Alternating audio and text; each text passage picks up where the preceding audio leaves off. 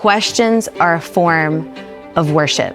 Tell me more about that. I grew up in a stream of the church where asking questions was all but forbidden. Doubt.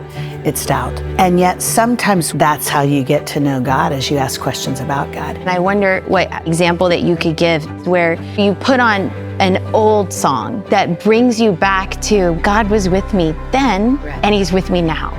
We remind ourselves through those lyrics of his faithfulness. They make kind of grooves in our faith walk. You go back to those grooves and you go, that's still the same God. To me, that's everyday worship. Responding to God in every opportunity that I can. If you'll move toward the embrace of a God who sees you, a God who loves you, then it's not about us singing him pretty songs.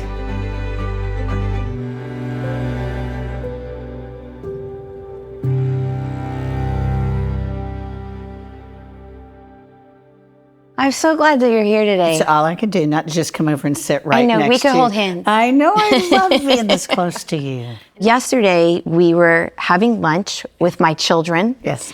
And you said this, and I wrote it down, because you were talking to them about asking questions, and questions are good, and it's great to have questions. And you said to them, questions are a form of worship. Mm-hmm.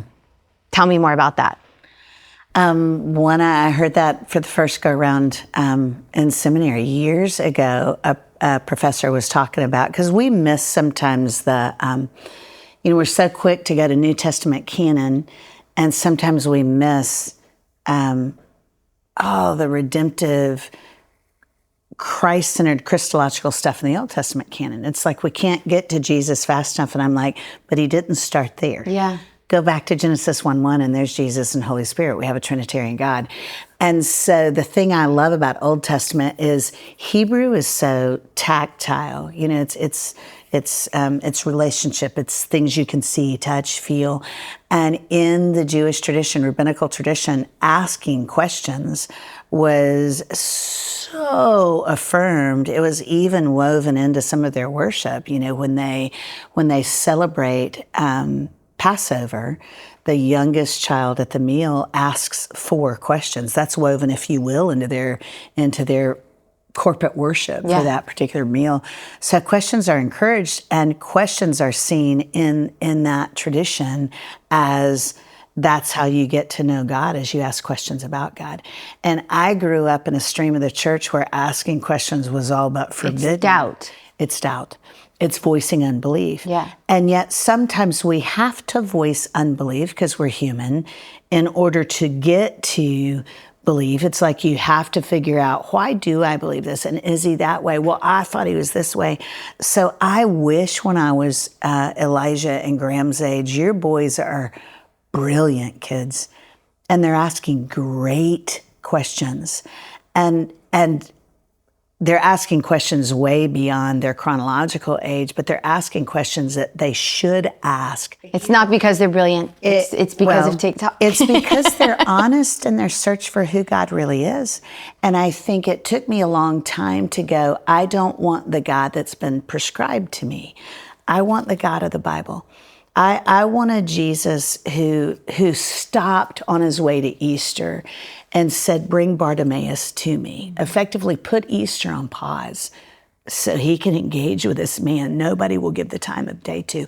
I want that Jesus. Mm-hmm. So don't give me an acrostic Jesus. Give me a real flesh and blood Messiah who loves us. I want that Jesus. Well, to get to that Jesus, I'm still asking questions. At 61, I still have to unlearn bad theology that's really not biblically defensible to get to who he is. So yeah, I think asking questions are an integral part of not just worship, but intimacy with Jesus. And are you talking about asking questions to God or to other people? Both. I think if you look at the Psalms, there are a lot of questions in the Psalter, and the most oft-asked question in the Psalter is not, we wouldn't call it a perky, positive, Bible study kind of question. It's how much longer, Lord? Wow. In effect, it's voicing doubt. Yeah. It's, I don't like your timetable as much as I like the one in my head and heart and mind. How much longer? How much longer do I have to wait? How much longer do I have to grieve? How much longer before I see the Messiah? Yeah. How much longer before this promise I've read actually comes true in my little life? Yeah. And so I love that he puts the questions in here. And also so much of why why do the evil prosper? Over and over and over again. And it's almost comforting to see those questions because we all think that. Oh yeah. We all think that. And but it's we're taught okay in to so many church don't streams, say it. Don't say it. Yeah. You could somehow hurt God's reputation or you're showing your unbelief. And I'm like, well, they did. Yeah. I think we're in really good company that the saints, I love, one of my favorite passages in the Old Testament is in Malachi, or if you're Italian, Malachi, the last book in the Old Testament. And the entire book is a question. It's called rhetorical disputation, is the literary form.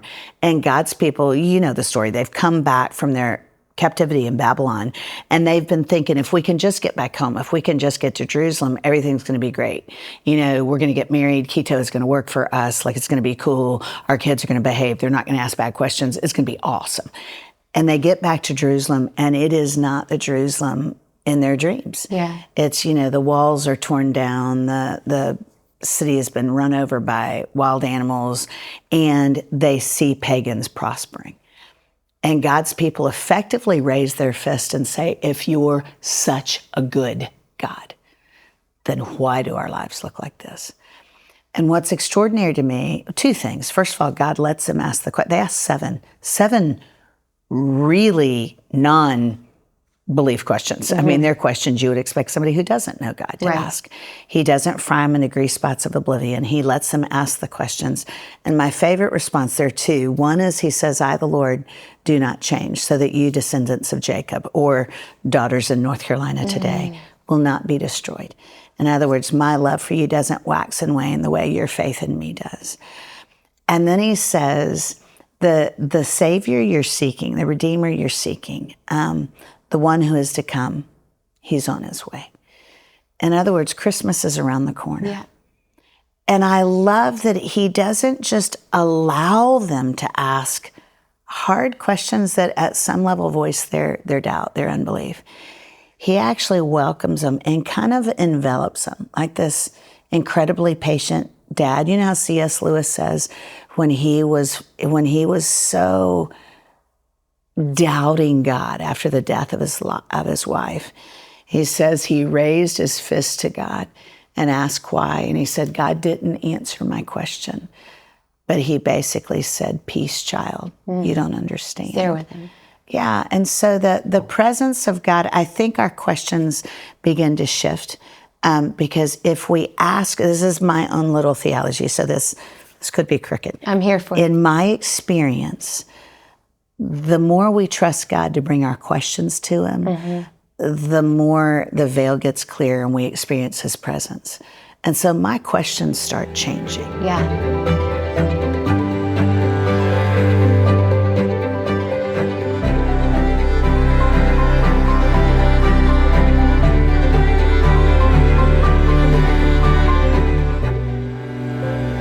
I've seen God just give me a song for different seasons. I remember Do It Again, and that was just an anthem for me for a season. Right. And Unstoppable God. Yeah. It's just like some of the songs of our church have been songs for a season of our church and for me personally. Some of the songs of your church have been a and for song for a season of Church Universal of believers all over the world. And I think what's been really great for me, and I wonder how an example that you could give is where you're going through like a time in your faith where you're like not like you're in the questioning part of your faith. Yeah. And so you put on an old song that brings you back to okay. Like God was with me then. Right. When I was a teenage girl singing whatever. Right. And he's with me now. Right. Can you think of a moment like that or a song like that? Yeah. There's some old Amy Grant songs. I love Amy. You know, I was in a band too. I can't sing for beans. I'm close to tone deaf. I'm like the only person in Nashville who's not shopping my EP to somebody. But my sister went to Juilliard for a while. I have good ears, but I, like anybody my age who was raised in church, we all wanted to be Amy for a season. So my best friend and I, she couldn't sing either, but we started a Christian band. Okay. Named Priority. But I always had, it was a train wreck, but the guys could play. But Cindy and I were the lead singers because we were the extroverts. And then we bombed out in a cow pasture at a church picnic, and it was horrible, and I've never sang in public since. But a whole nother story for another day.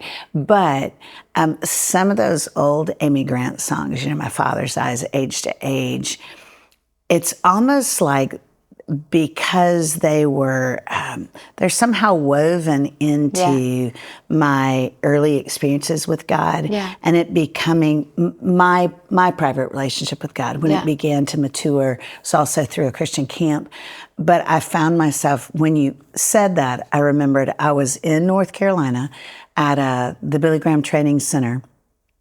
And I had started the process of adopting Missy, but I had lost 2 adoptions prior to Missy. And so there was a lot of even grieving those and some anxiety. Missy was really sick in Haiti, whether I'd actually get to bring her home. And I would hike the Billy Graham Training Center and sing. And this, how you just want to respond and you just want to tell him, I'd pray out loud and then I'd sing. And I was by myself, so I was just kind of free singing. And it would be old Amy Grant lyrics. Yeah. And I thought, why did I go there? Yeah. And now I'm in my 50s. Those are songs from when I was in high school. And I thought it's because I think that's the first time I knew I could go to God. Yeah. I think that's the first time I thought he listens to me. He actually does incline his ear to me. All the words that are in me, he knows before they fall out of my mouth. And so I do think they make kind of grooves in our faith walk. Yeah. And you go back to them, not so much because of nostalgia, but because of how you experienced God in that moment. And, it's, how the sons of Korah, some of the worship leaders in the Psalter, sometimes they're grieving. We remember, and it's a lament, we remember what it was like when we led worship in the tent of meeting. And we're not feeling that feeling now. And in the same song, when they're going, I ache today, they go, oh, but I remember when you were with us. And it's like we remind ourselves through those lyrics of his faithfulness. You go back to those grooves and you go, that's still the same God. So I think it, I don't know, it helps. It's that anchor that ties me to my faith. Yeah. And that has always been faithful. So there's definitely some lyrics that I'll never forget. Yeah. They're like, I liked how you said, what did you say? They're like notches in your soul? Grooves. Grooves. That's a better word. Yeah. Well, don't you have those where you're not even cognizant, but you'll go back to a lyric and you go, oh, I know why that still matters to me, because it's attached to a memory of God's faithfulness. Absolutely. It's kind of a musical Ebenezer. Absolutely. And I don't think you have to have grown up in church to experience that. I think wherever your spiritual journey begins is where those grooves start. Right. That's right. And I think it's so important to let the new songs in, but to also, it's beautiful to go back to the old ones and the old moments, because like you said, they remind you of God's faithfulness. Right.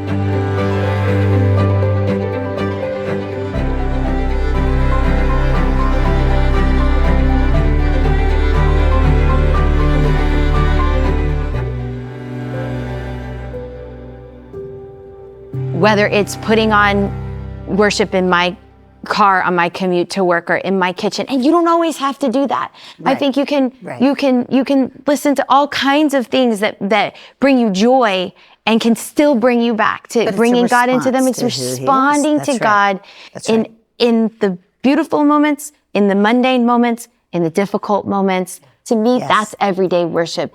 It's just responding to God in every opportunity that I can. Mm-hmm. Can I nerd out on you for just a second? Please. Because immediately I thought of my favorite word for worship in the New Testament. I think there's 5 or 6 or 7 or 8 Greek words that are translated worship in our English Bibles, but the one, we've talked about this before, the one Jesus uses with the woman at the well. She's been married 5 times, and that's a whole nother story. She wasn't sleazy. It was a big deal to have a certificate of marriage, but she was obviously ostracized. And then now she's living with a guy who won't do her the dignity of putting a ring on it. She encounters Jesus at the well. Almost everybody's heard that story. But there's this wrinkle in the story when he talks to her about worship, because the word he uses is proskunuo in the Greek. Pros means to move forward. That's where we get the bowing down, usually part of worship. But we miss the second part of that word that he uses with that woman. It means to kiss. So you've got this woman who has kissed a lot of frogs in her search for a prince. And Jesus says, if you'll move toward me with your kisses, you won't be thirsty for affection anymore. You'll be satisfied. And that's exactly what you're saying. What Dr. Peterson said is, if you'll move toward not just a holy, faraway God, if you'll move toward the embrace of a God who sees you, a God who loves you, then it's not about us singing him pretty songs. Yeah. It's more about us saying, I'm so undone that a God like you loves a hot mess like me. Yeah. And that's everyday worship. I love that. It's everyday worship. Yeah. I love it. Thank you.